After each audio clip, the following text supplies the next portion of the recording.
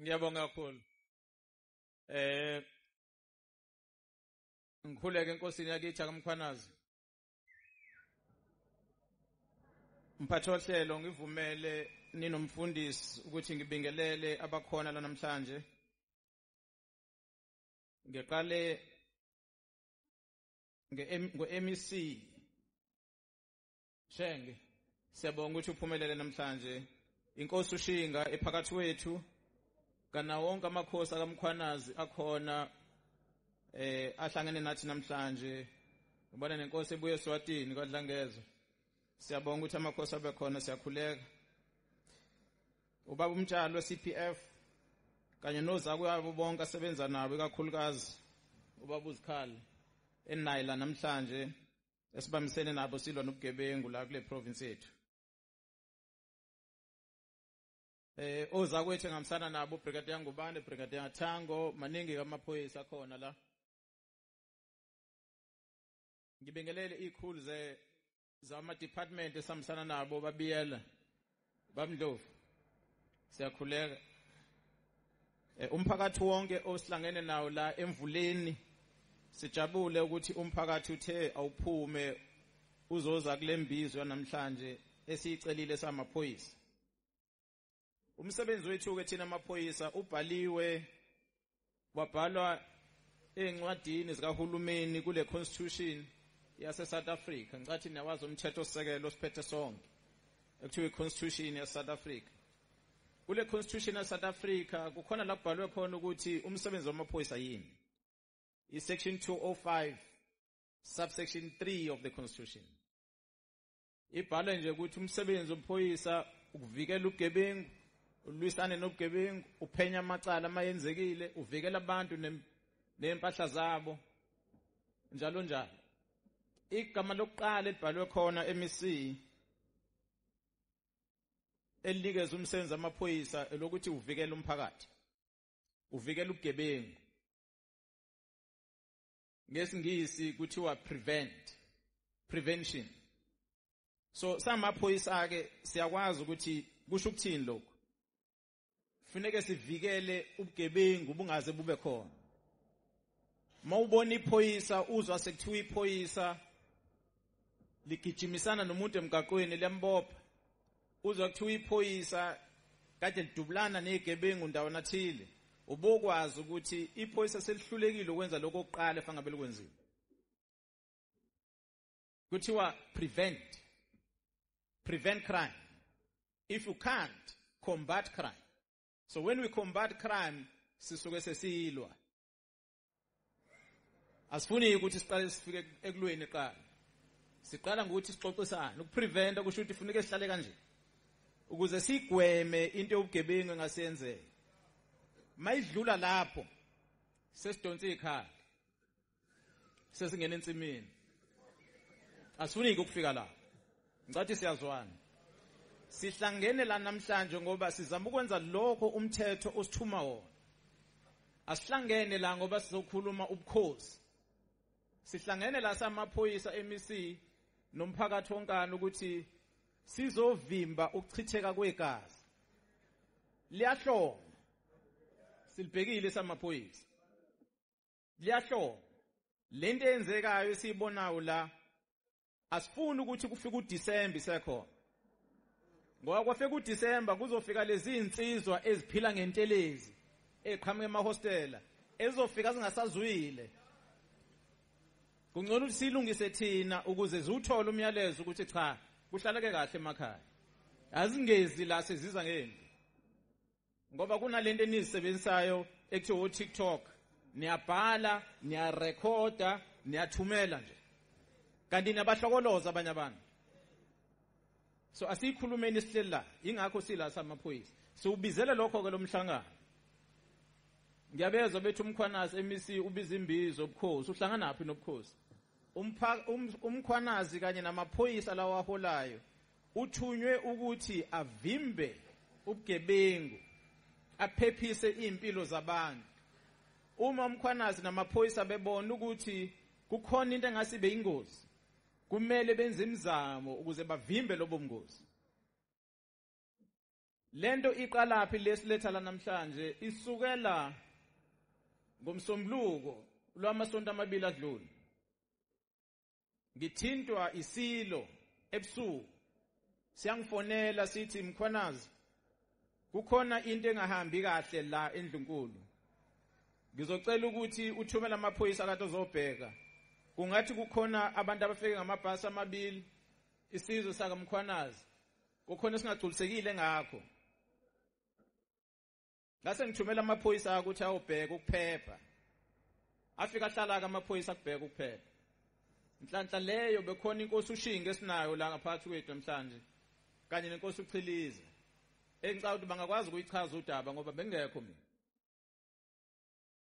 Kwakhulunywa ke kwaphela ngathola umyalezo ngabo 11:12 ebusuku ukuthi cha sekuhlukene sebehambile la kade befikile esilweni.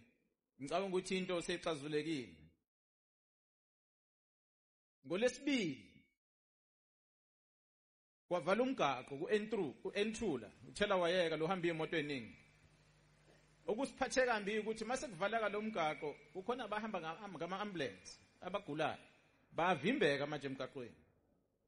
Ngithi ngiyabuza ukuthi isizathu sokuthi kuvinjwe umgaqo isiphi.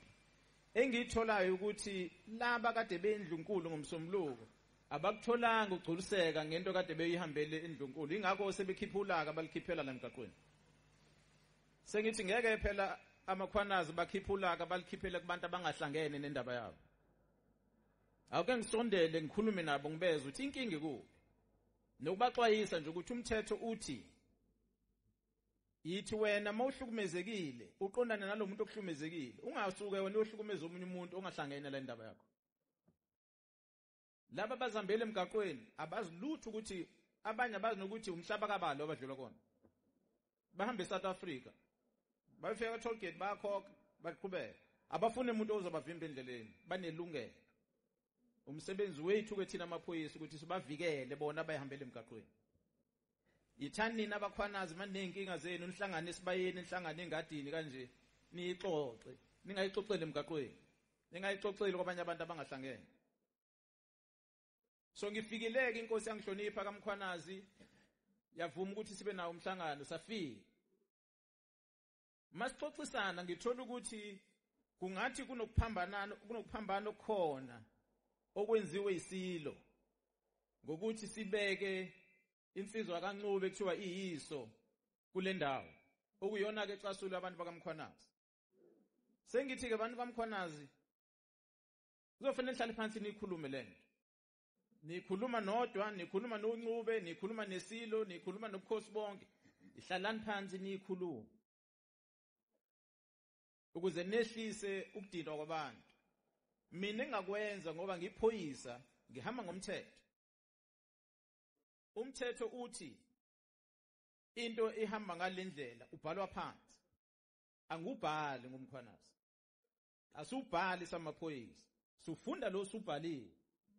Bese kuthiwa lo uphula kumthetho mawuphula umthetho ufuneka kwenziwe njengani. Ikona phela esikwenza samaphoyisa. Ngase ngithinta labo kuyibona ababhala umthetho ngobukhosi.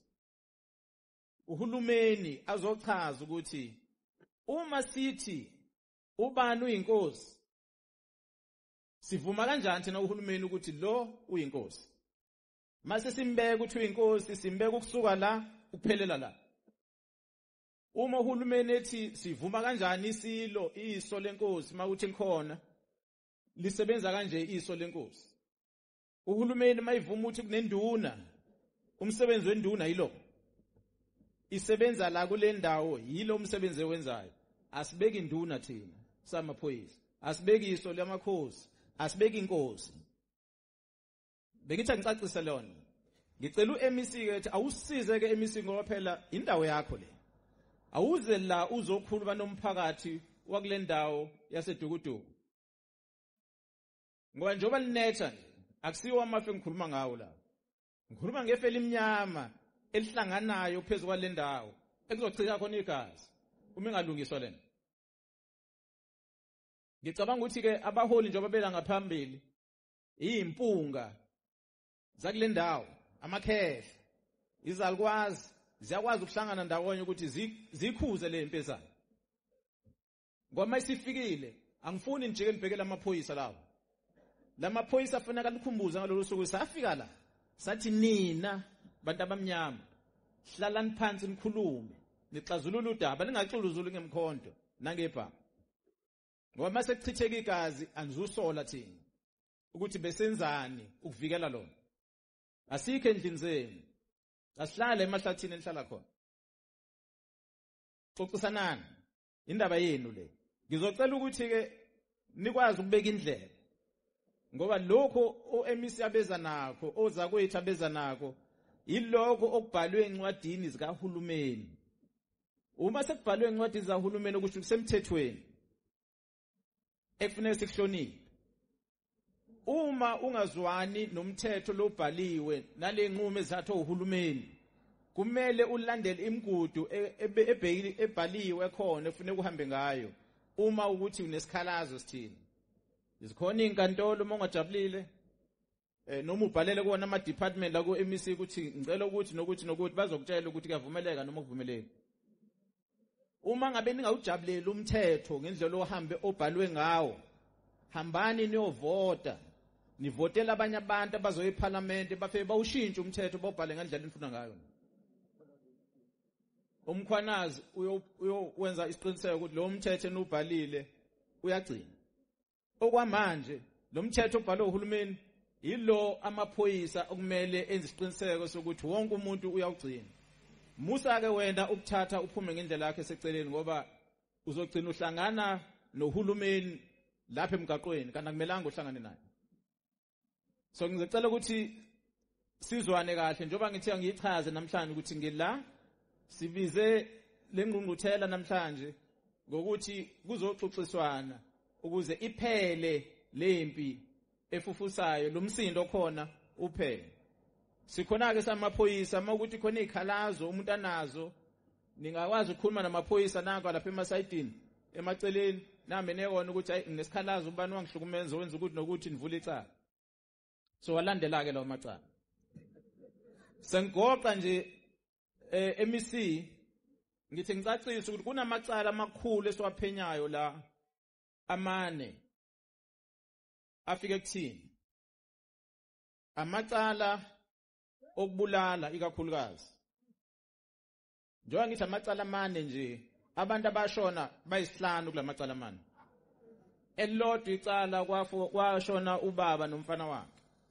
Bexabana nenye insizwe emgaqweni angazi baxathana kanjani ngeemoto wabadubula abashona bobabili. Leyo ndoda ke iboshiwe yagwetshwa 25 years. Ungabuzi kumkhwanazi ukuthi kufa abantu ababili u25 years angiyona inkantolo. Inkantolo emnika u25. Kodwa sesiyakuthola ke MEC ukuthi lo muntu nalesikhala sisebenzisile ukubulala uyise nendodana. Isona sikhali esibulale owayekade eyilunga lenkatha ikhansela la kule ndawo. Owabulawa qala. Isona sikhali esabulala lo kade umngane walelo khansela encathwe induna la kule ndawo. Sesithola ukuxhumana kwalokho. Sithola ukuthi yena lo esimgwebile wayekade uyaphatheka kulolu kubulawa kwalo muntu wayekade ekhansela. Nale umngane wekhansela wayengeyedwa ke nalo ehamba naye. Kodwa lo ehamba naye usashona kuona lamacala omabili.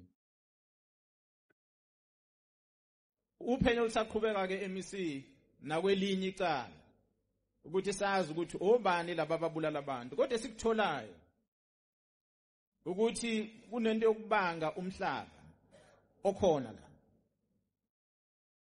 Iyonto ebangela ukuthi kube nalokufa kwalabantu. Okwesibili sithola ukuthi kunokubanga ubuduna kule ndawo. Lutho uphenyo kukhona insizwe yasabisa loyo wayebekiwe njengenduna wekade eyisosha. Wabuza ukuthi unasiphi isibindi sona ukuthi uhlale kulesihlalo soba induna. Akuphelanga insuku ezingaki walimala lo nduna lo. Into esenzile ke MEC sithathe wonke lamacala sawanika luphiko oluzosiza ngokuthi lisiphenyele wona olusebenza ngaphansi kweprovince lapha kumina awazuphenywa la awaphenywa la njengoba ngikhuluma nje aphenywa kulelo phiko engicanga ukuthi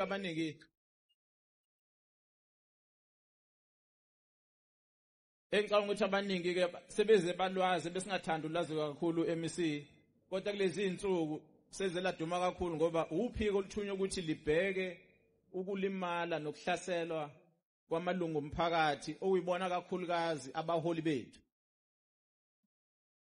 Uhulumeni wathi asilikhande lelithimba ukuze laba okuyibona abaholi abalinyazwayo sikwazi ukuthi sisheshise ukuphenya kwamacala abo. Njengoba lo walimala kokuqala la wayekade elunga le-IFPA councillor. Lelo cala lathathwa lafaka kulelo phiko. Uhulumeni waphinde wathi abaholi bendabuko induna namakhosi nabo mabelimala lawo macala wahanjiswe kulelo phiko. Ingakho ke nalamacala engalapho kulelo phiko. Lolo selikhuluma ngalo kakhulu endabeni MEC okuthiwa i-Political Killings Task Team PKTT. Ibonaka bawaphethe lawo macala. Ngizocela ukuthi sisebenzisane ke namaphoyisa mangabe bephenya ngoba esikutholayo ukuthi ikhali ezisetshenziswayo yibhamu ikakhulukazi. So lona loyo konesibhamu kule ndawo uyosixolela. It's either usilethe emaphoyiseni ukuthi aningeni usitesta lesami ukuthi asikaze sisetshenziswe endaweni embi. Uma ungasilethi sizosivikela thina sosicela. Ukuthi awusondeze sifuna ukubona ukuthi akusona nisike salimaza. Ngithe siyavikela ubugebengu prevention. Sivumeleni ukuthi sivikele ubugebengu ngoba okulandelayo emva kwa prevention ucombating. Masithi siyacombatha uzolibuza ephoyisa ukuthi what does combat mean? Okusho ukuthi lokho kusesinqeni lephoyisa kufanele iphoyisa likubambe ngesandla ngoba usuke sekukuphi. Ngiyacela ukuthi singaze sifike kuloko bakwethu. Program director angifuni ukwanda kakhulu ngicabanga ukuthi lento esengiyichazile seyophuma ku TikTok ukuthi umkhanazo uyibize lembizo nje akuyona amaphoyisa akuyona yobukhosi eyokuvimba ubugebengu. Ngiyabonga kakhulu. Siyabonga singathoba.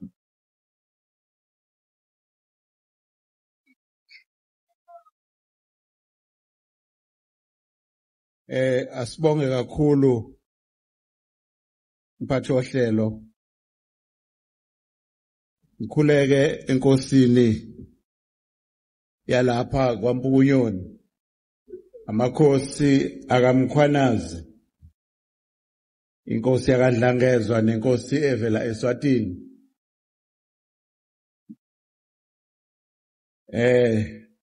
Hlonishwa ngqongqoshe wethu MEC Mfundisi Buthelezi.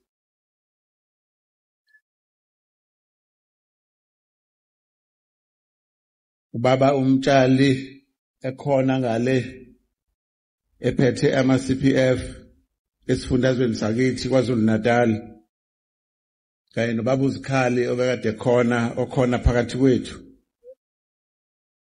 Ngibuye futhi ngithi babumeya Dungwa osiphathele isifunda salapha eMkhanyakude noNyambose oyimeya yalapha ekhaya.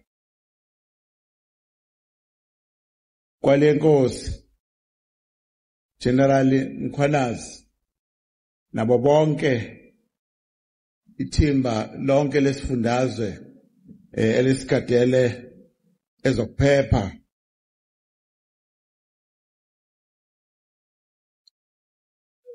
Osomlomo abakhona amakhansela akhona abantwana basendlunkulu abakhona phakathi kwethu zinduna amaphoyisa inkosi ibutho engilibonile phakathi kwethu kube utititi okhona ubabiyela nazo zonke izisebenzi kahulumeni ezikhona lapha. Sithi asithokoze kakhulu sindlu yobukhosi ukuthola leli thuba lokuthi sizohlangana lapha nomphakathi walapha kule ndawo edukudu kunamaphethelo.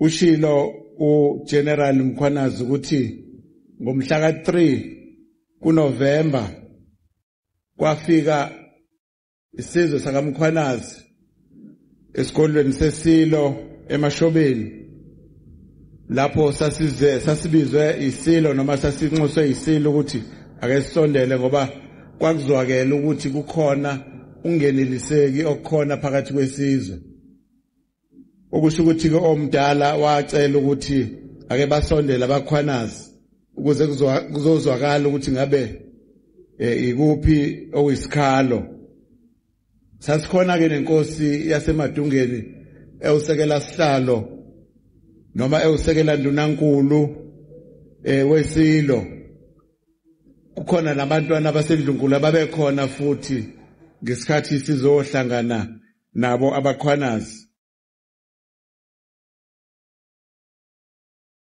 kwabake ukuthi isikhalo esikhona ukuthi isilo ngolesihlanu olwalendulelwa umsombuluko lowo kwabakhona ukuthi omdala aphakamise iso lakhe kule ndawo yalapha edukuduku okwangabanga kuhleke kubakhwanazi ukuthi kuzwakale indaba enjengalezo sakudlulisa ke nenkosi yaseMadungeni ukuthi isilo sikuzwile ukukhala kwabakhwanazi futhi kuzothatha indlela yokuthi kube khona indlela okukhulunywa ngayo ukuze kulungiswe isimo sakudlulisa ke lokho kubakhwanazi ukuthi cha isilo sikuvezile ukuthi akulona udaba elingalinakile kepha udaba oluzolifakela izibuko likwazi ukuthi lisetshenzwe sidlulisile ke lo mbiko ke onjengalowo sase sibuyisa futhi ke nakuyena omdala ukuthi cha abakhwanazi abakaneliseki kahle bafisa ukuthi ongathi ngashesha kube khona ukukhuluma ukuze bonakala ukuthi kufinyelela kanjani isixazululweni salolu daba sizamileke kakhulu ke nenkosi uChiliza usekela ndunankulu ukuthi kuleso simo abakhwanazi ababekuso imoya iphezulu sizama ukuthi sehlise imoya yokuthi uma khona ungasecabangeke okungalungile kuyobe nizithele ngehlazo bakhwanazi uma ngathiwa kuvalwa uN2 isilo singakasithathi isinqumo sokuthi kukhulunywe kuboniswane kuyobe akwenzekanga ngendlela efanele yiloko ke esasigcizelela kakhulu ukuthi abantu balapha abahlise imoya kube khona ukubambisana nesilo ukuze kukhulunywe lolu daba kudlule kahle kulo kodwa ke okunye umuntu angakudlulisa nje okokuthi umuntu aveze nje isithombe sokuthi ubukhosi kwenzeka kanjani kuba kwakhona ukudideka kokuthi kuzwakala ngathi sekukhona inkosi esikhona esibekiwe ngapha uhulumeni wethu walapha eNingizimu Afrika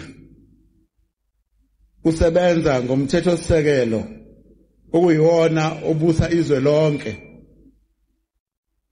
kulo mthethosisekelo ukhona isigatshana lapha ya ku chapter 12 lapho kukhulunywa khona ngobukhosi isigatshana nje sifishane nathi sakhala ngaso ukuthi asigculisekile ngokuthi sibe khona kodwa yilapho uhulumeni eveza khona ukuthi into yobukhosi into ekhona noma kungaphelele kodwa ke uhulumeni uyabaza ubukhosi ukuthi bukhona futhi kufanele bube khona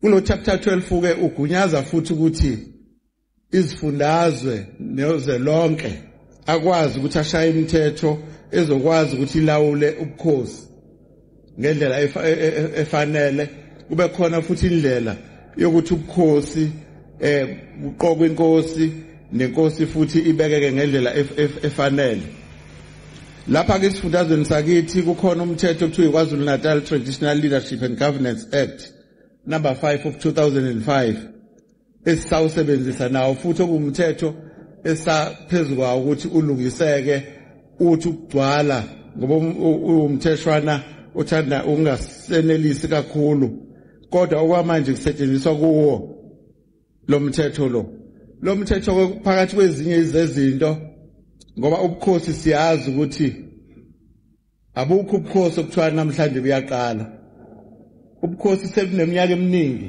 baba khona ubukhosi into yasemandulo ibona uhulumeni wakudala wendabuko ungakabi khona obuye ubukhosi kungakabi khona ezinye indlela zokuthi kubuswe uhulumeni noma kubuswa abantu ubukhosi ibona kade bukhona namanje na futhi busekhona umthetho ke uthi uma inkosi isikhotheme leyo esuke ikhona ngoba siyazi ukuthi njoba kusuka kuleminyaka nje mhlambe u500 edlulile ubukhosi bese bukhona ubukhosi obukhona buqhubeka lapho uma ke ubukhosi sekukhothema inkosi lo mndeni wenkosi uyahlangana wenze indlela yokuthi kube khona indlela zokuzila kwenziwe wonke amahlambo kwenziwe konke kufanele kwenziwe bese ke umndeni uyahlangana uqoka inkosi ekuyiyona ezobahola kulowo mndeni lowo uma ke umndeni sewukwenzile lokho weneliseka uyaye bese ubhalela ke undunankulu wesifundazwe undunankulu wesifundazwe ngokusebenzisana noNgqongqoshe noma nomnyango wakaCoct kube yiwo ozokwazi ukuthi ubhekisise ukuthi kungabe kuhambe kahle yini uma lokho sekwenzeke ngendlela kuyaye kube ukuthi undunankulu uyabeke esekufaka kwigazette ukuze lokho kube semthethweni kwazizwe lonke kwazi wonke umuntu ukuthi nangu umuntu oseqokiwe waba inkosi kuleso sizwe leso kuyaye kube khona futhi nesigaba sokuthi uma lo muntu esephakanyisiwe indlu yobuholi bomdabu esifundazweni yazisa ukuthi kukhona osekwenzekile esizweni lesithile lapho inkosi siqokiwe sekukhona inkosi ethile siqokiwe nathi sazi njengelesifundazwe uma lolo daba noma leso senzo sesenzekile uma ke kuzokwenzeka ukuthi lapho kungahambanga kahle khona ngendlela ubuyelwa futhi emndenini umndeni uzosho ukuthi kwenzekeni buyekezwe noma kurevise ubuyekeze ukuthi ngabe kwenzeke ngendlela yini ngoba siyazi ebukhosini kuhlale kunembango uma kukhona umbango khona uzovela ukhulunywe ulungise kugcine sekukhona lo ozoqokwa abe inkosi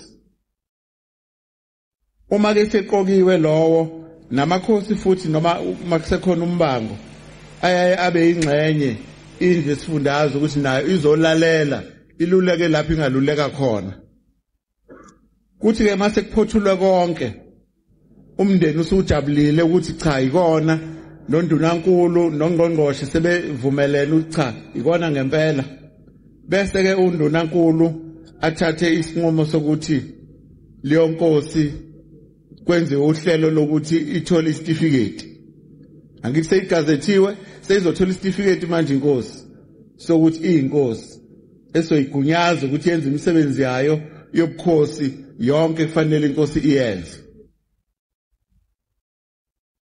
uma sekwenzeke kanjalo inkosi sisitholile isitifiketi sekiwa esilweni sekethwe bayede nansi inkosi yakwaSibanibani isikhona umndeni wesilo abantwana basendlunkulu bahambe bayothathisela lapha kulo mndeni lo wenkosi uthi ngempela ngabe kuyikho yini ngoba sizama ngayo yonke indlela ukuthi lapho kukhona ubukhosi lapho busunguleka khona noma buvuselelwa kade khona inkosi kade ikhona sekukhona enye ngoba imindeni isuke mhlawumbe inkosi inabantwana abaningi mhlawumbe kubangwa abantwana ke basendlunkulu bayaphuma futhi baye lapho kulo mndeni uyothathisela ukuze omdala angathi mayisezothela amanzi ezothelisa amanzi kuzogeza isihlalo kutholakala ukuthi khona into engalungile. Yilapho ke futhi omdala esebenza khona umsebenzi wakhe ukuthi inkosi mayisiqokiwe umndeni kwahamba kahle konke ngohlelo lukaNdunankulu necabinet bese kuzothelwa amanzi kuzogezwa isihlalo njoba kade kukhona inkosi endala ukuze inkosi entsha ikwazi ukuqhubeka kahle nomsebenzi. Kuya ukuthi ke emva kwaloko sekunziwe lolo hlelo lokuthelwa kwamanzi. Isilo sibuye futhi sesiza ke kuleso sizwe ke manje. Sesizogcoba lenkosi ngokusemthethweni ukuze lonke uhlelo lwenkosi liqhubeke kahle ngendlela efanele ukuthi ikwazi ukuphatha isizwe sayo. Kuyaye ukuthi ke isilo mase siwenzile lo msebenzi inkosi isuke seyinegunya nelungelo lonke lokuthi seyingakwazi ukuziqokela induna zayo yakho umkhandlu wayo ezosebenza nawo ukuze ke inkosi ikwazi ukusebenzisana kahle nanomasipala nanohulumeni kube khona ukubambisana okunjengalokho. Phakathi ke kwemisebenzi ke nje embalwa esiye sinqome sigcizelele masikhuluma ngendaba yobukhosi noma eminingi yona imisebenzi yobukhosi ikona ukuthi inkosi ibumbe isizwe ihlanganise isizwe ihlale njalo kunokuthula phakathi kwesizwe. Inkosi isebenzise lelabhukwana le constitution ikwazi ukubambelela kulona nayo yonke eminye imithetho ikwazi ukuthi inkosi isebenzise yona. Nokuthi ke inkosi okubaleka kakhulu kuyona ukuthi ihlale igcine ukuthula ngaso sonke isikhathi phakathi kwesizwe sayo. Ikona esigcizelela kakhulu lokho nomthetho futhi okugcizelelayo ukuthi inkosi ayikwazi ukuthi ingatholakala yenze okungalungile okuphambana nomthetho. Eminye imisebenzi yenkosi leyo esiye sigcizelele ukuthi inkosi kuze igama lamakhosi liphakamiseke yiloko kufanele kwenzeke. Okubaleka kakhulu ke bantu balapha edukuduku namaphethelo phakathi kwezizwe lezi esikuzona losesizwe ukuthi namanje umuntu usanaka ukugcizelela kokuthi ukuthula ikona esikudinga kakhulu la kulesikhathi. Isilo noma ikanjani sizogqugquzela ngayo yonke indlela nathi ukuthi lo mthwalo lo osukhona phambi kwethu sihambe siyolungisa udlule ngendlela efanele. Ngiyaye ukuthi awuphelile nje basilana nje. Ngicela ukuthi nikuzwe lokho. Akusho sekuphelile kodwa thina sizokunxusa kunina ukuthi nikezani isilo ithuba lokuthi sihambe siyokhuluma lo msebenzi lo osebenzekile la ukuze kube khona ukuthula wonke umuntu aneliseke ekugcineni. Sizimisele nathi ngoba sihlale sikhona isilo masenza lo msebenzi sikhuluma silungisa futhi sizobe sikhona futhi. Yiloko ke thina singagcizelela kakhulu ukuthi uma konke kusheshe kwahamba kahle niyozwa inkosi iyoza noma ingasiphi isikhathi lapho siyobe sesihlangana khona singasebaningi kakhulu yileyo madlazana okufanele azohlangana eduze ukuze lolu daba silungise ngendlela efanele. Siyophoxeka kakhulu kabi singamakhosi isilo ukuthi abantu balapha esizweni senkosi nabanye abantu abakhona eduzane kuyoba khona ungaziphathi kahle. Sinxusa lokho kakhulu uvelile eqaleni ukuthi kuze isikhathi esibi manje sikaKhisimusi okuyisikhathi esingesihle kakhulu kuya kube khona izinto eziningi ezimbi ezenzekayo kodwa zibe zidalwa yithina suke kungeve kuKhisimusi okuwukuthi ke sicela ke abantu balapha egameni lesilo kube khona ukuthula kube khona ukuziphatha kahle sikwazi ukuthi lolu daba sithola ithuba lokuthi siyolikhuluma ngendlela efanele. Ngalawo magama ke mphathi ohlelo sicela ukuthi sehlele ngezansi kodwa sibe nako lokho ukuthi ungqongqoshe wethu naye usazosinikeza umphombandlela kulo msebenzi onjengalona ongangalona siubhekile manje. Ngiyabonga. Ngiyacela ke siphakame.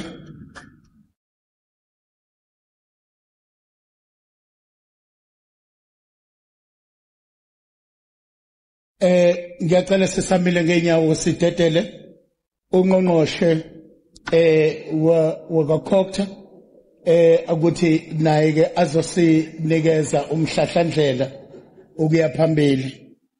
Shenge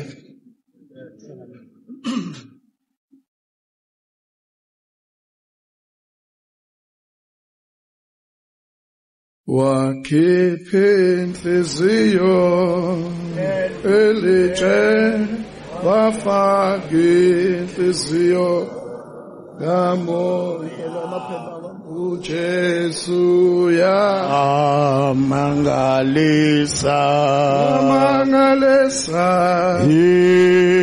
inhliziyo yami. Sanibonani bakhwanazi. wakhipha inhliziyo elitshe wafaka inhliziyo kamoya uJesu mangalisa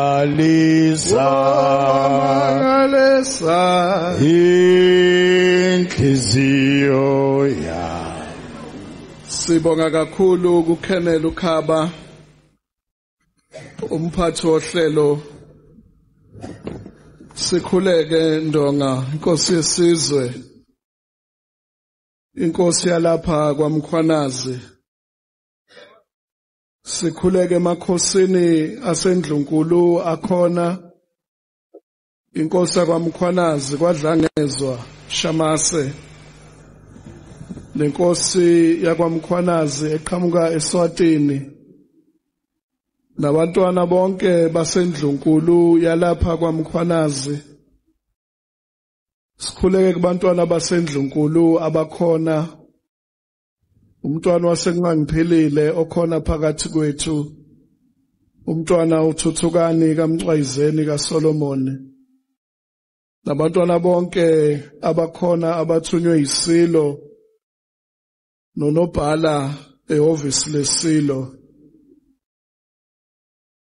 Usihlalo wendlu yamakhosi lapha esifundazweni, inkosi uShinga, esichaze kabanzi ngokohlelo likahulumeni ukuthi lihamba kanjani. Umhlonishwa imeya yesifunda uMkhanyakude, ukhansela uKhumalo, imeya yalapha ekhaya inkosi uMtubatuba, ukhansela uMthethwa, namakhansela onke akhona, umkhuzi wamaphoyisa esifundazweni uGeneral uNhlanhla Mkhwanazi. Siyabonga Ndonga ukuba khona kwakho, siyayiqhenya ngawe Ndonga, ngoba mawuqhamuka igebengu ziyahlakazeka.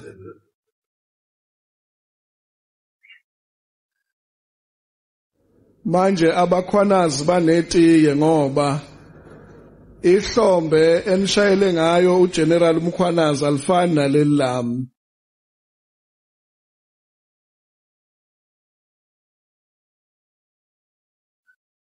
Niyalizwa nje lelo hlombe ukuthi njani.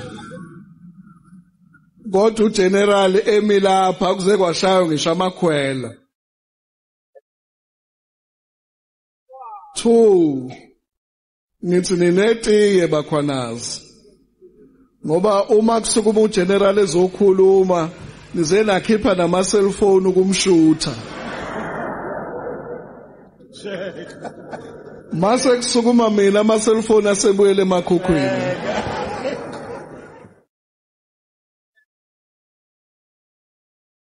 Manje ngithi angibike inkosi yesizwe ukuthi cha, isizwe osiholayo Ndaba Ezitha sinetiye.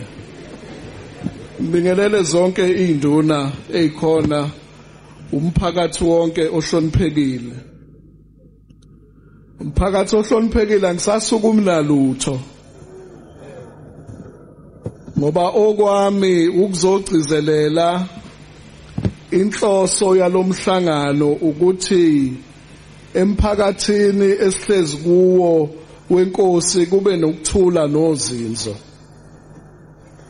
Njengoba nibona iflag lase South Africa lila liwuphawu lokuthi lokho esizokhuluma kwesekelwe umthetho. Ngakho ke ngiyawucela umphakathi ukuthi ulalelisise, ngoba lokho engizokukhuluma lapha kwesekelwe umthetho ngoba konke esikwenzayo kumele sisekelwe umthetho. Awamaningi amaphuzu engizokhuluma phezukwawo mathathu nje kuphela bese ngihlala phansi. Elokuqala lithi iphuzu lelizwe simkulo izwe labakhwanazi.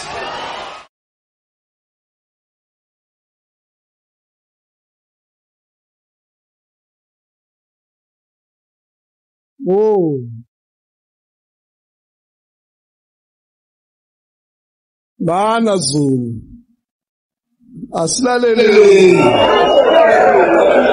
ngoba ngifisa ukuthi silalele siphane indlebe ngoba ngifisa ukuthi bese kwenzeka into ephambana nomthetho. Manje ke ngithe e-office abagaye lokho kuthiwa ama-maps egawe office lakwakhotha kuyihhovisi likahulumeni. Manje lama maps ngizowashiya enkosini yakwaMkhwanazi ukuze umuntu odidekile inkosi imnika imap mahala.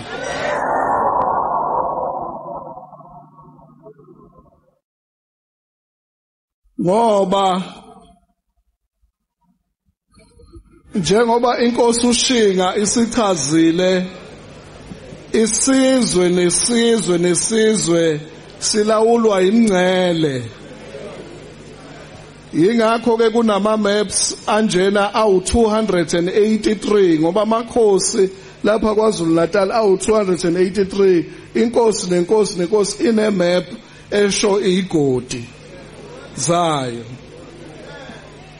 Igodi zalapha kwaMkhwanazi zingamashumi amathathu 30.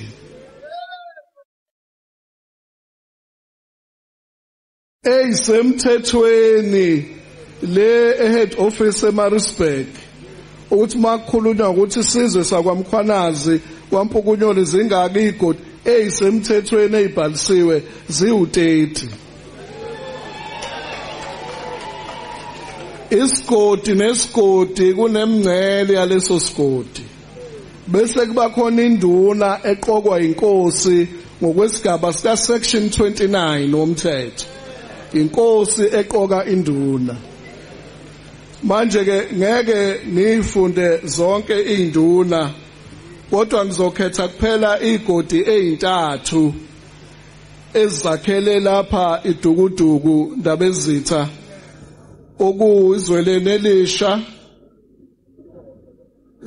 elisha kube udukuduku kube ukhula nomathiya. Ngikhuluma ngezigodi ezigunyazwe uhulumeni ukuthi lezi igodi ezintathu ezakhela udukuduku zingaphansi kwenkosi yakwaMkhwanazi.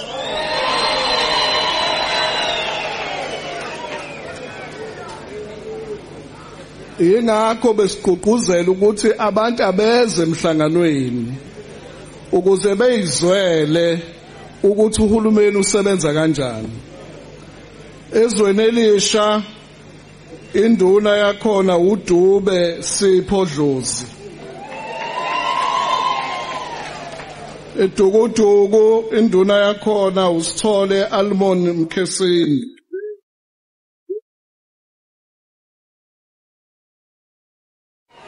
Ekhula nomathiya zimbili induna umsane bese kuba umsweli.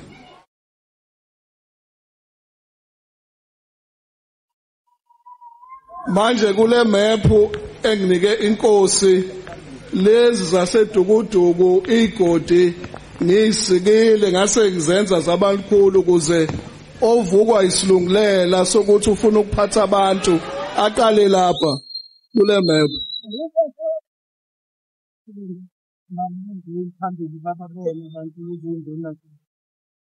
No. Nisekhona mphakathi.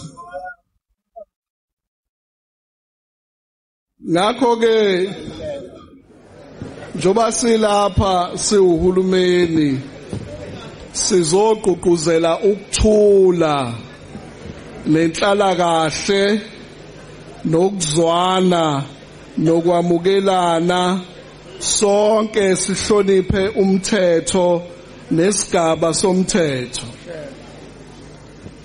Lapha ezweni labakhwanazi kuneminyango eminingi kahulumeni eneyindawo. Kukhona indawo engaphansi kweDepartment yakwa Forestry and Fisheries, umnyango wezamahlathi. Kunendawo engaphansi kwa Public Works wala esifundazweni. Kunendawo engaphansi kwa Khokta. Kunendawo engaphansi kaMasipala. Yonke leminyango eyakhele lapha isizwe sakwakhwanazi umthetho okuthiwa i-Intergovernmental Framework Act uthi yonke leminyango ayisebenze nenkosi yalapha kwaMkhwanazi. Ngamanye amazwi uma umeya walapha enkosi uMtubatuba umeya umthethwa ezophasisa usomqulu wentuthuko edidiyelwe okuthiwa i-IDP, uma kungekho lapho okusayine khona inkosi yalapha kwaMkhwanazi angiyiphasisi leyo IDP leyo, ngoba ubukhosi buyingxenye yokuphathwa kwabantu kuleyo ndawo nakuleyo ndawo. Yingakho amakhosi enendlu yawo le esifundazweni eholwa inkosi ehloniphekile, inkosi uShinga. Lapha eMkhanyakude kunenkosi uGumede okuyiyo ehola amakhosi ukuze akwazi ukuxhumana neminyango kahulumeni. Ngakho ke sizochaza lolu daba ngoba kumele sixakwe into engamele isixake, ngoba abaningi babengamqondi ukuthi uthini umntwana wakwaphinda angene ngo1994 uma ethi akuphelele lapha eNingizimu Afrika uma amandla amakhosi engacacisiwe. Wayilwela lokhu kumntwana singavele kusukuma umuntu ekseni ayibize ngenkosi.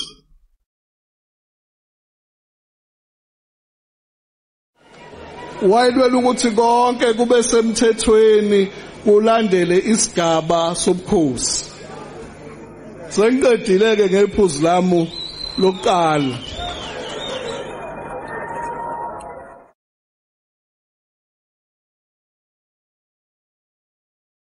Sengiza ke manje ephuzwini lesibili ngoba acelile amaphoyisa ukuthi umhlangano wethu usheshe uhlukane kusakhanya.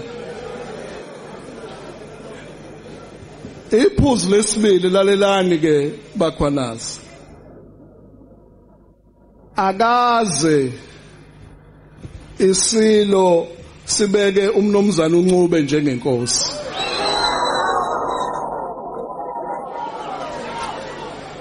Ngomhla ka31 October ngangikhona mina emhlanganweni eMashobeni. Asikazi ungaya kuwo wonke amavideo ongawathanda. Asikaze isilo simbeka umnomzana uNcube njengenkosi.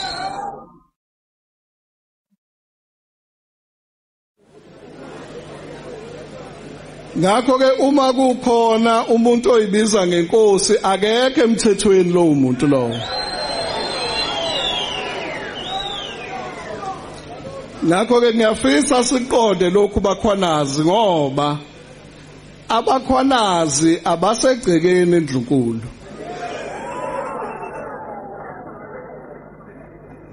Inhlonipho thina siyifunde lapha kubakhwanazi. Abakhwanazi bayisibuko sokuthi isigaba sobukhosi sihlonishwa kangakanani. Ngakho ke akaze nangelodwa ilanga isilo sibe nongabazana uthi lelizwe lele labakhwanazi. Asikazi isilo simemezele inkosi phezulu kwenye inkosi ngoba ikhona inkosi nansi inkosi yenu bakhwanazi.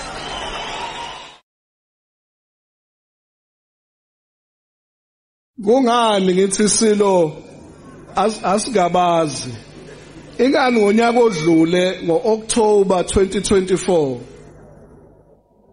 ngathunywa isilo ukuthi njengoba lokhu kufika amakhosi ezothela amanzi iphi inkosi yakwaMkhwanazi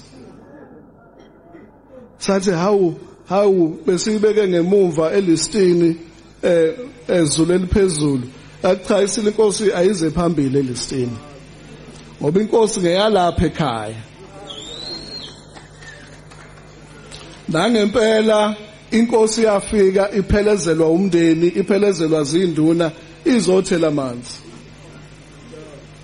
ngakho ke ngeke isilo sihloniphe inkosi ngokuthi ayizothela amanzi bese kuba isilo futhi esiphinde singenzi ngendlela ngakho ke ngiyakufisa ukuthi bakhwanazi siqonde lokho ukuthi umnomzana uNcube akaze amenyezelwe njengenkosi emenyezelwa isilo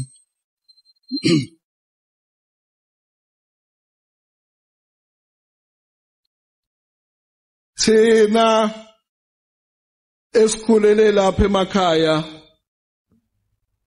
siyazi ukuthi inkosi uSomkhele izalwa lapha eNdlunkulu ngumntwana uNtilika kaSenza ngakhona okuthe amangisi esehlangene noMandlakazi kulolwa imkhonto ibhekiswe oSuthu usilo sasosuthu uMamonga woSuthu isilo uDinizulu kaCetshwayo bafika lapha kwaMpukunyoni bezonxenxa inkosi ukuthi ayiphenduke iphendukele isilo yanqaba inkosi yathi uSuthu yona inkosi ngakho ke bakhwanazi nini uSuthu olukhulu yinini ekumele nihambe phambili ngenhlonipho yokuhlonipha isilo ngoba umlando uyaniphoqa ngoba okhokho benu baze bahamba kulelizwe bevikela isihlalo bekhuleka esihlalweni nani bakhwanazi silindele lokho kini ngoba sikhule kunjalo ngakho ke namhlanje umphakathi ohloniphekile bonke kade bedidekile akuphela ukudideka asikazi isilo siphakamisa inkosi ekuthiwa uNcube lapha ezweni labakhwanazi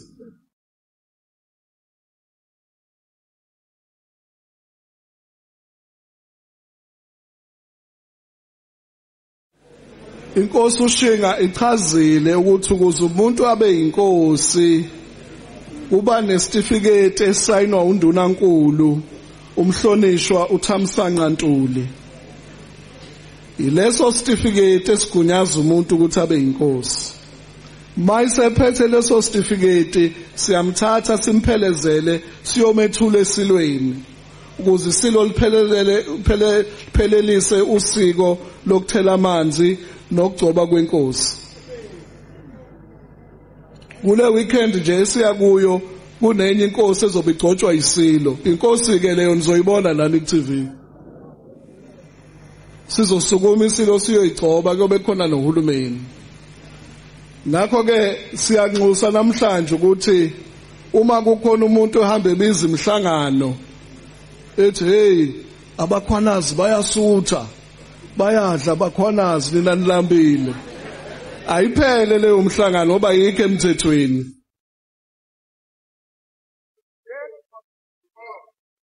isilo sinelungelo lokuthuma noma ubani imthuma imisebenzi yaseNdlunkulu singamthuma nangumeya isilo sithi awuphuthume ungenzele lo yamsebenzi isilo singamthuma uNcube sithi Ncube gijima ungenzele lo yamsebenzi akusho ukuthi lowo muntu lowo useyinkosi manje ke ngiyafisa ukuthi sigweme kukhona abantu ekseni abafike kimi general bathi bathunywe inkosi uNcube ngathi ayikho into ukuthi kuthiwa inkosi uNcube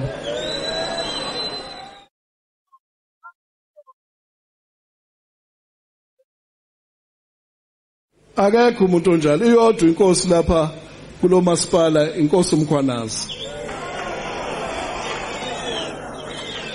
Mawusuku uthunywe isilo sekenzela ukuthi nawe isilo masekuthuma kusasa uyalinda mase sikuphakamisile ulinde ukuthi imiphi imisebenzi engizojutshwa yona njengoba isilo siphakamise uNcube bekumela linde ahlale phansi alinde ukuthi ngithunywa nobani niyokwenzani ngibuyisela umbiko awukwazi ukuthi ungakanikwa imisebenzi bese uhamba ubize ithangami zabeyindaba ukhuluma eindabeni uhamba ukhulekelwa uhamba ubiza imhlangano wenza ithembiso engeke ifezeke ngoba uyalinda mawusaphakanyisiwe ulinde uzothe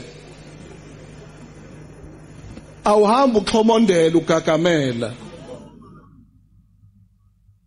manje ke ngiyafisa ukuthi njengoba kuza amaholidi bakhwanazi singadideki akekho umuntu ongaphuca ilungelo inkosi yenu ukuthi nibuse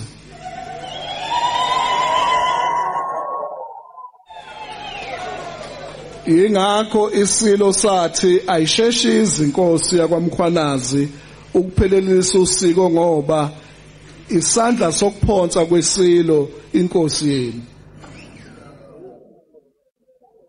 ngakho ke ngiyafisa ukuthi kuphele ukudideka namhlanje bakhwanazi ngoba nakulezi igodi engiyibizile zalawulwa inkosi yakwaMkhwanazi akekho omunye umuntu ongabeka induna ngaphandle kwenkosi nalaba bakwa land claims bachazile ukuthi claim yafakwa ubani ngo1998 nanokuthi umthetho wakhona uhamba kanjani ngakho ke ngiyacela ngoba thina asikho lapha einkundleni zokuxhumana laba abasheshe baye einkundleni zokuxhumana beyokhuluma okungekho ko Facebook asibanqande laba bathuma ama voice note bekhuluma ukungahloniphi esihlalweni asibakhuze ngoba njoba silapha nje sizogcizelela lokho ukuthi nangelilodwa ilanga ngeke isilo senze okungekho okuphambene nomthetho nangelilodwa ilanga ngakho sizogcizelela lokho ozokhuluma okuhlukile akube umuntu ayekhona emhlanganweni wangomhla ka31 October ngoba ngangikhona isilo sikhuluma loludaba ozohamba eyibiza ngenkosi akabhasobhe ngoba icala lelo ukuyibiza ngenkosi ungesiyo kwenye district eMajuba kukhona owaboshwa wayihamba eyibiza ngenkosi engesiyo ngoba uhulumeni ogunyaza ukuthi ubani okubela beyinkosi angithi uyabona nje lo jaha amaphoyisa akekho kulomqondo enguwo ukuthi amaphaphu phansi izulu siyisizwe esodwa ngaphansi kwenkosi uMkhwanazi inkosi yethu yona ebhekele izwe ibhekele ingonyama thina abakhwanazi singabasegcekeni endlunkulu ngeke nangelilodwa ilanga sikhomba isihlalo ngomunwe bakhwanazi singakhonjwa abanye hayi abakhwanazi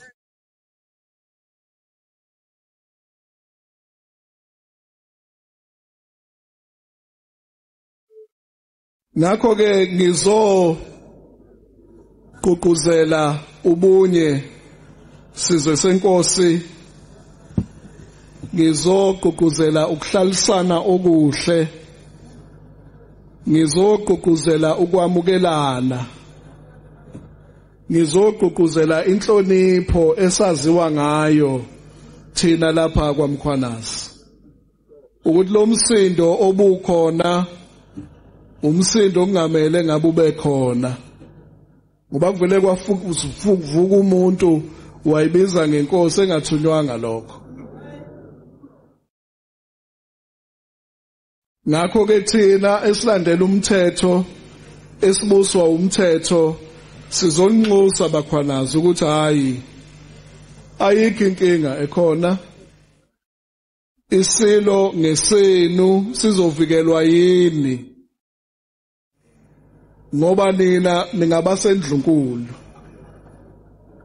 abantu abasuke bethunywe isilo abafunda ukulinda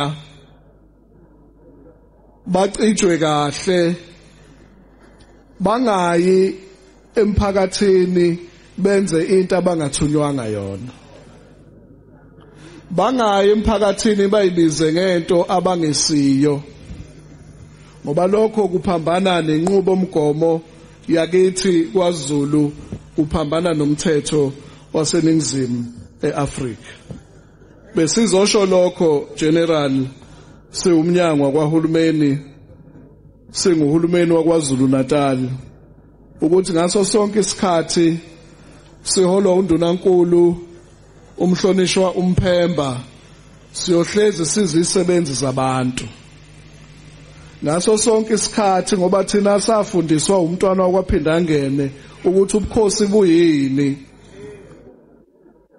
ngaso sonke isikhathi ngeke saphambuka kuleyo mgomo umntwana asifundise yona ngaso sonke isikhathi siyohlonipha sizivikele isilo ingonyama yesizwe samaZulu ngoba iluphawu lobumbano lwethu sonke njengesizwe iluphawu lwenqubekela phambili yethu iluphawu lokuthi thina njengesizwe samaZulu siyayiqhenya ngomlando wethu ojulile yingakho inkosazana yesilo sakwaNobamba umntwana uNtikili wathunywa lapha kwaMkhwanazi ukuzodla ubukhosi bakwaMkhwanazi obasendlunkulu lobo bukhosi badliwa budliwa inkosazana yenkosi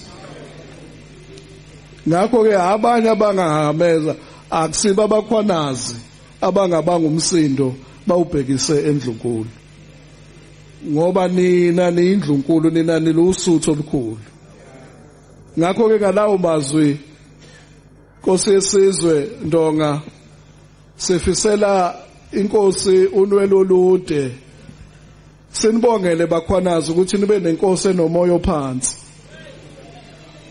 noma kuvuka ivunguvungu inkosi vele imoyizele ngoba uphawu lobuholi lona sibonge Nkosi uShinga ukuthi uma isilo sizwa abantu baso bekhala bese silo sinithuma ukuthi nilalele ngoba uphawu lobuholi lolo okusho ukuthi isilo sethu inkosi enenhliziyo yabantu elalelayo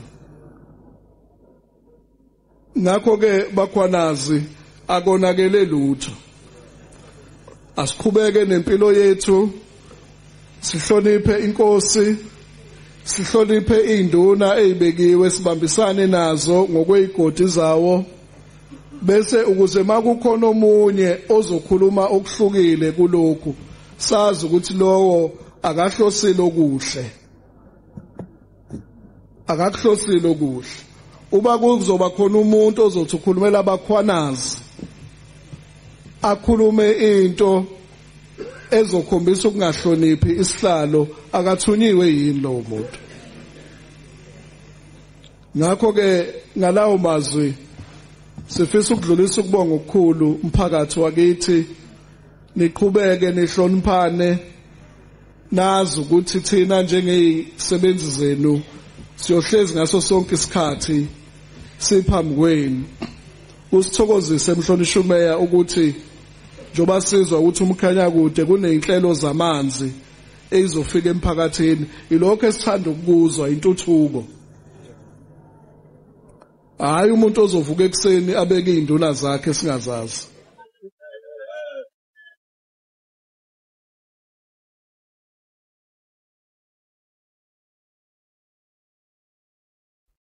ngoba inkosi kunolibo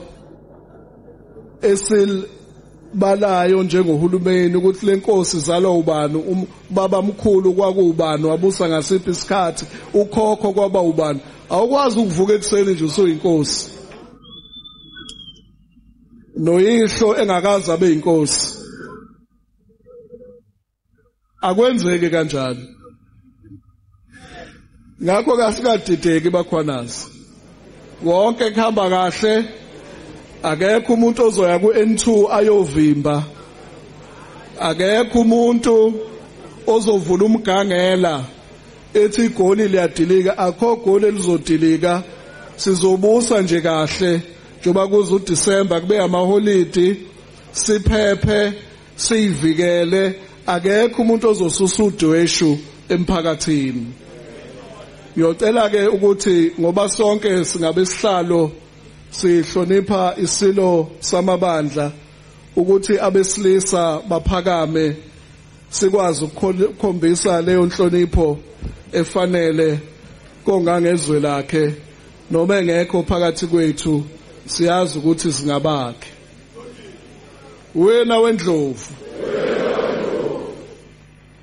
wena wendlovu, bayede.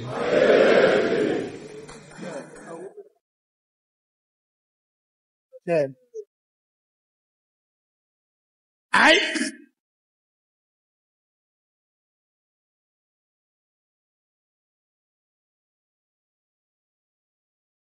Ay.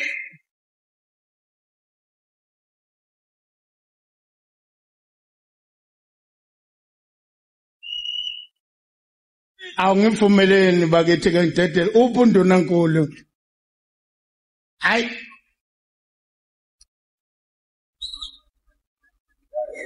Ngqongqoshe usuyihlahlele wayetha wasuyaba. Angasi ke ukuthi ke oyokweqaleliswe lakho shenga ukuthi uyobe startup leso sibindi. Ngiyafisa ukuthi ngingakadedela uNdunankulu si acknowledge ubukhona phakathi kwethu kwenkosi yabakhwanazi uQueen Sheba III kwela sempumalanga uphakathi kwethu. Siyathobeka kakhulu enkosini yabakhwanazi le kwela sempumalanga khona phakathi kwethu. Ngiyafisa nanokudlulisa acknowledge kunamalunga eprovincial board akhona phakathi kwethu. Ngibonile umphazima ukhona, baba uNkosi olana eMkhanyakude ophinde ahlale eprovinsini njengelunga le provincial board.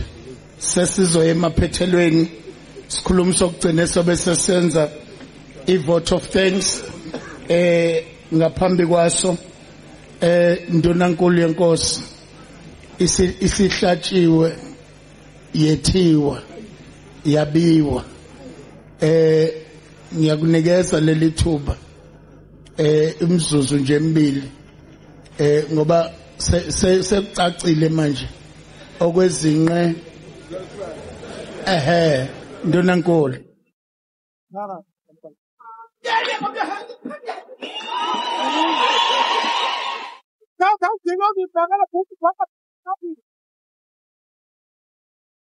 Apha amabutho kanti nansi insizwa igiya ngezandla bakhwanazi. Yagiya ngezandla bakhwanazi insizwa. Wenze njani?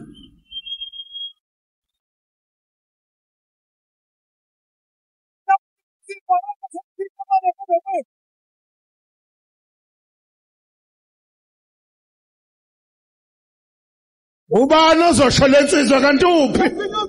Bani yazi? Khuzela wena. Athi uyinto first.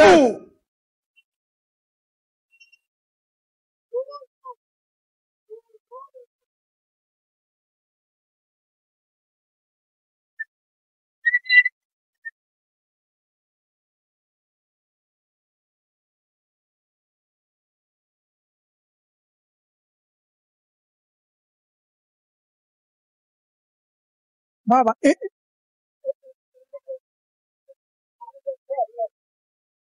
Tata nojango namatanga kafuza nojango namatafu kapasa faka mabhuluka zaseGqabuza iChampions utisaka bukajango utisaka mina matsheni akamsona ayisongena theke matuba bayicacithekile kukhambile ogangele wona nawe ngejuba nogangele kukasathi impilo ogangele wona ngejuba nogangele tata nojango namatafu kafuza nojango namatafu kapasa faka mabhuluka zaseGqabuza iChampions utisaka bukajango utisaka mina matsheni akamsona kukhambile ogangele wona nawe ngejuba nogangele Wanile kodwa ngamafela khona eAlton. Tshaka lo njengo namatala kabuza lo njengo namatala. Uthi seka kodwa ngumtisa ngempela amatshini akamsana. Ayisakhena theka amatshini bayicacithikile. Bayikhamphutha kaloku. Kumkhulu kodwa wahlule kukaza kwamthetho. Coca-Cola sesujutile. Umkhulu kodwa wahlule kukaza kwamthetho. Coca-Cola sesujutile.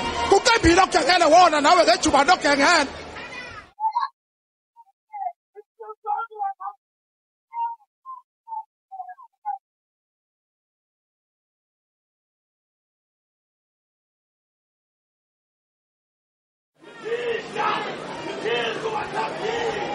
Yija WhatsApp yija. Kuqembile ogangele wona nawe ngejuba nogangele. Umkhulu kodwa ngokuhlule kukaza kwamthetho. Coca-Cola sesujutile. Umkhulu wahlule kukaza kwamthetho. Hayi phusu uphume wethu. Wona ngejuba nogangele. Ndunankulu.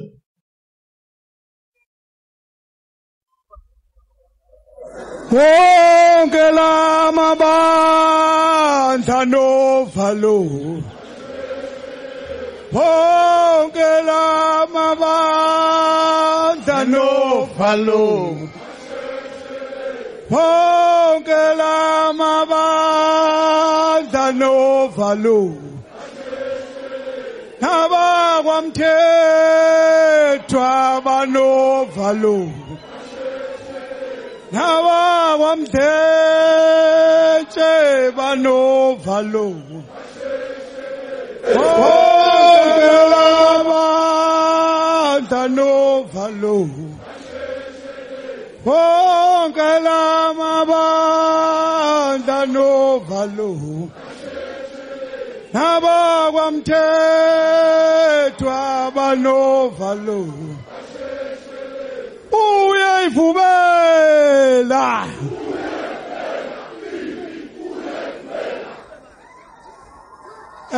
Mphathi uhlelo ngizoba mfisha nje iminute elilodwa. Ngingawabonga amakhehla kithi.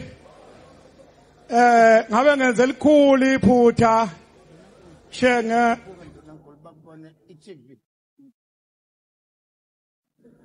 umphathi uhlelo uthi wenzela ngivele ku TV. Ngajabula ke mangizovela ngiseduze kuka Meya wasemtuba ubaba umthetho.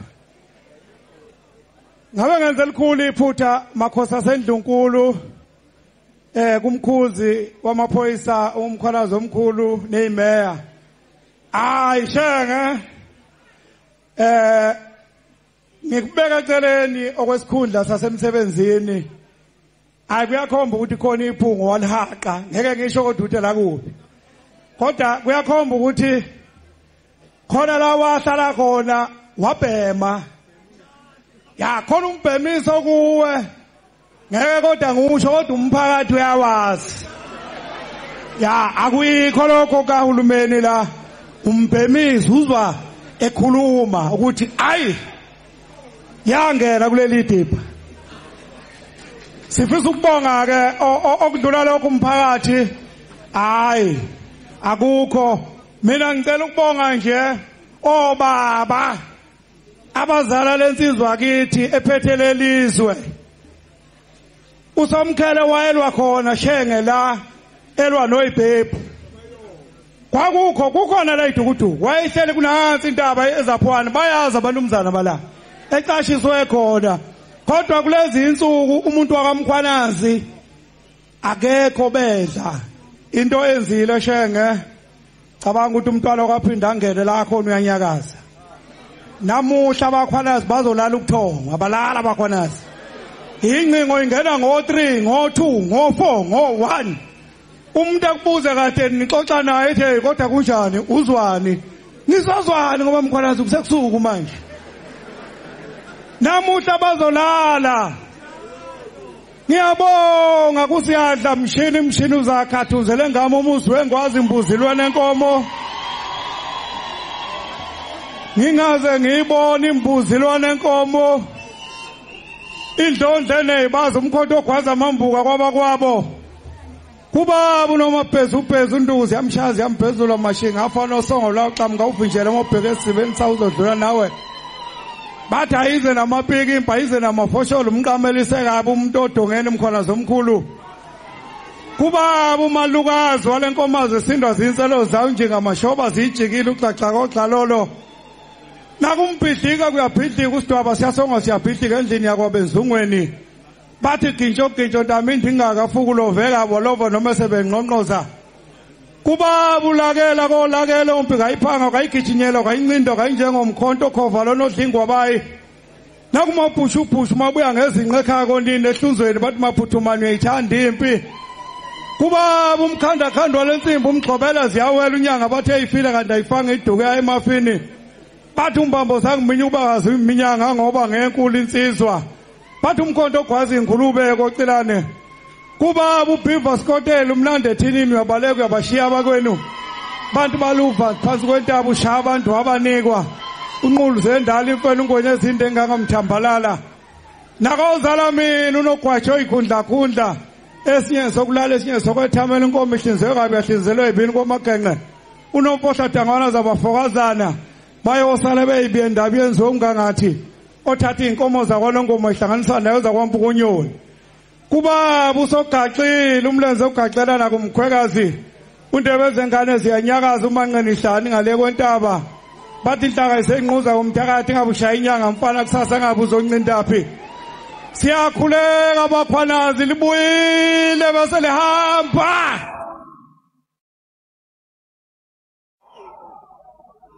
Ndonankulu hayi siyathokoza Ndonankulu sesifikeke emaphethelweni ohlelo lethu ngizodedela ke okuyena ayihlale phansi bamba umthetho hlala phansi sengizodedela ke imayor yenkosi uMtubatuba municipality ukansela uNyambosa uyena ke ozobe sesenzela amazwi okubonga emveni kwakhe sizobe sesicula ke umobe wesizwe ngiyacela basilungiselele la ke kumobe wesizwe sonke sizobe sime ngenyawo abafowethu abasithwalele iqoko bazethule uma sekucula umobe wesizwe labo ke abafaka imfaniswano kahulumeni bazokwenza njalo bayazi ke bona emveni kwalokho ke sobe sesiba nememezelo bese sifika emaphethelweni ohlelo lwethu Nyambosa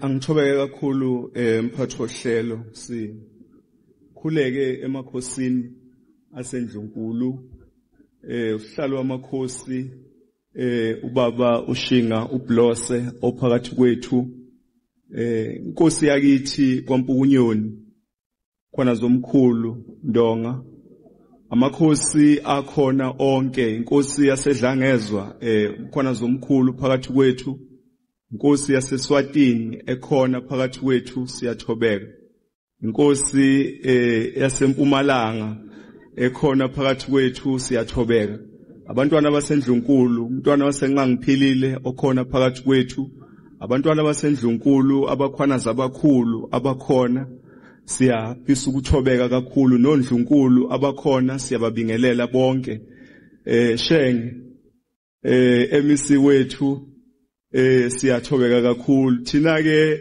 Ndunankulu wesizwe asikwethuki lokhu wena okwethukayo namuhla ngoba siyazi thina uma ngabe ke sewuthathile umbhobho siye sithi emva wakho uyahuka uyahaka wemankalanyana ngoba akusali lutho kukujantshi mangabe sedlulile udlula nakho konke shenge siyathobeka kakhulu emisi wethu esimthembile emisi wethu ongadayisi ngeqiniso iqiniso kuwe alinali inani elingadayisa lona siyakwazi ke shenge kokuningi ohleli usichushisa kukho ndongo omkhulu general wethu wase province yethu kwana zomkhulu umsebenzi omkhulu osuwenzile wokushaya leli ikhwelo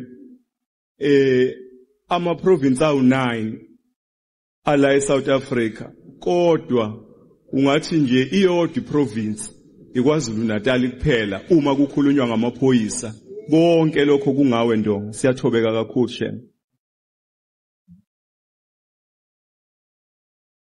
siyafisa ukubingelela ubaba uKhumalo umeya wethu wedistrict waseMkhanyakude siyathobeka kakhulu baba uMbulazi amakhansela onke ethu akhona mamsomlomo siyabingelela Dlaba okhona phakathi kwethu amabutho esizwe senkosi akwampukunyoni agcwelela amabutho angabasuka kwezinye izizwe akhona umphakathi wonke wasenkosi umntubatuba bezokuphepha abakhona ubrigadier okhona phakathi kwethu osibhekele le district yethu baba uThango siyafisa ukubingelela na wonke amaphoyisa nje akhona abeyindaba abakhona phakathi kwethu siyafisa ukuthi sibingelele bafowethu egameni lenkosi owami umsebenzi mncane kakhulu engizowenza ngabe ngiyaganga mangayibingeleli induna zenkosi zonke ezikhona siyabingelela induna zenkosi hayi nathi impela sesoke silala ubuthongo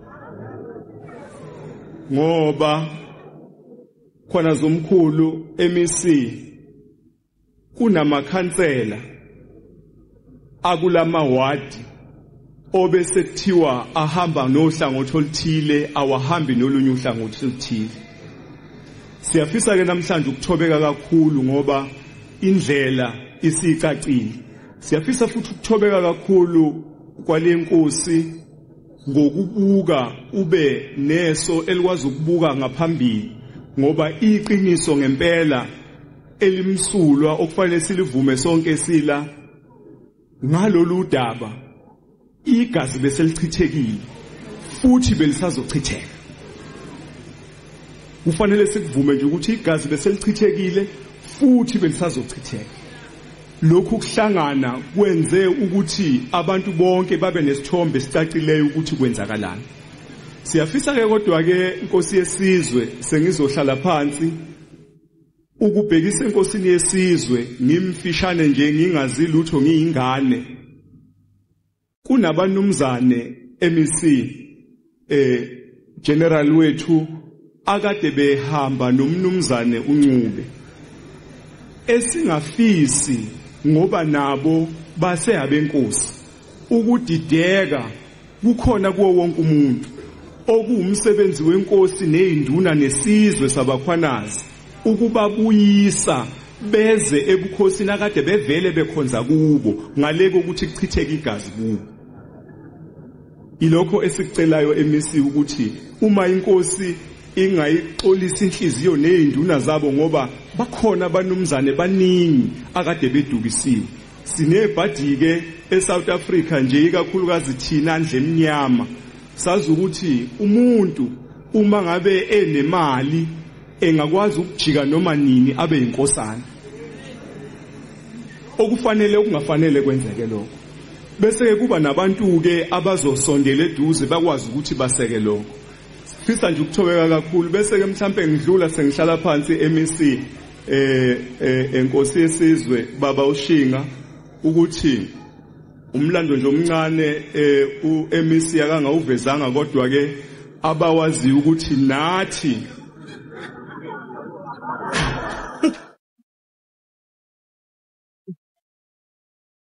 njengabathethwa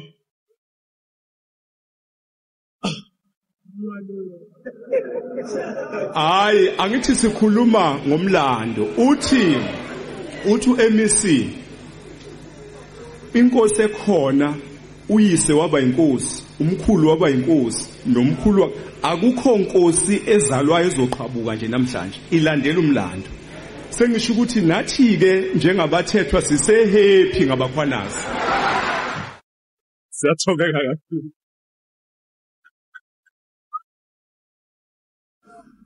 Yembose hey ukukhuluma kunabantu cha nathi njengokhaba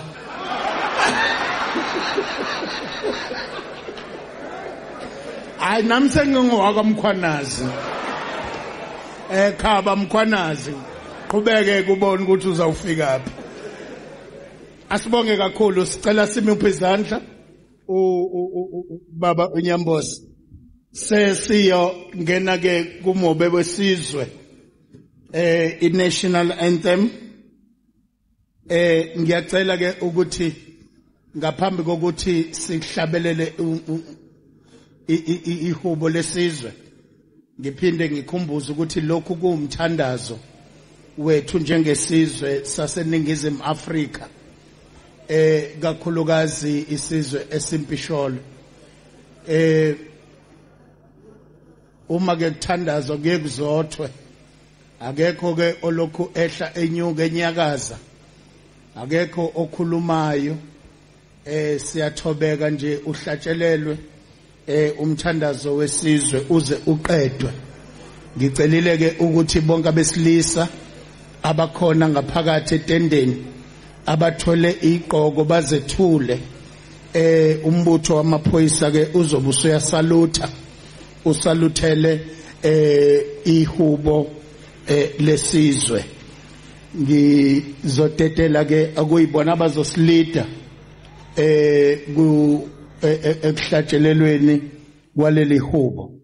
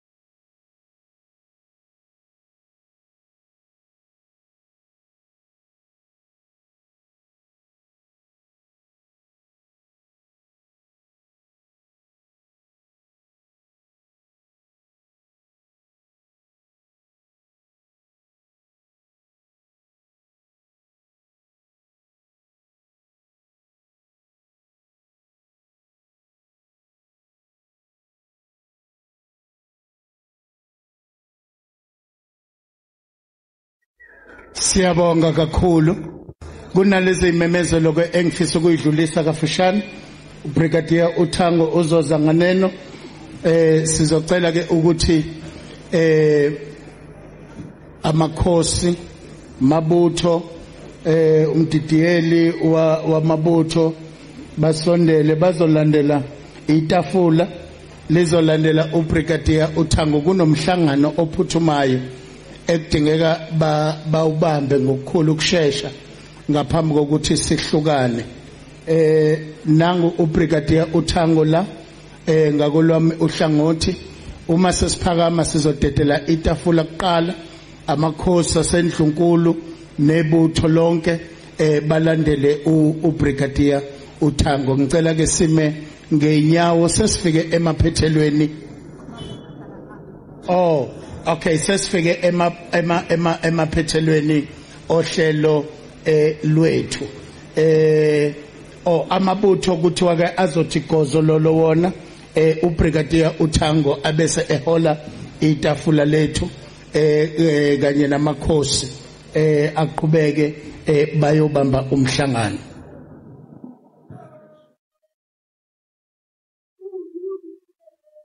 Amakhosi kanye nalabo abaphelezela amakhosi bazohamba nethimba letafula behola uBrigadier uThango. Amabutho wona azothi gozololo aqhubeke ke nokuhaya amahubo esizwe. Umphakathi wonke sizwakalisa ukubonga kakhulu kinina nonke enibekhona eniphumelelile. Sizwile ukuthi kusekhona lapha ebenicosha khona. Siyacela ke ukuthi laba bangalitholanga ithuba lokucosha amaphasela badlule khona, kodwa siyabonga ukuthi nibe umphakathi omuhle, niphathe kahle abantu bakaMpunyoni. Siyabonga kakhulu, uNkulunkulu anibusise.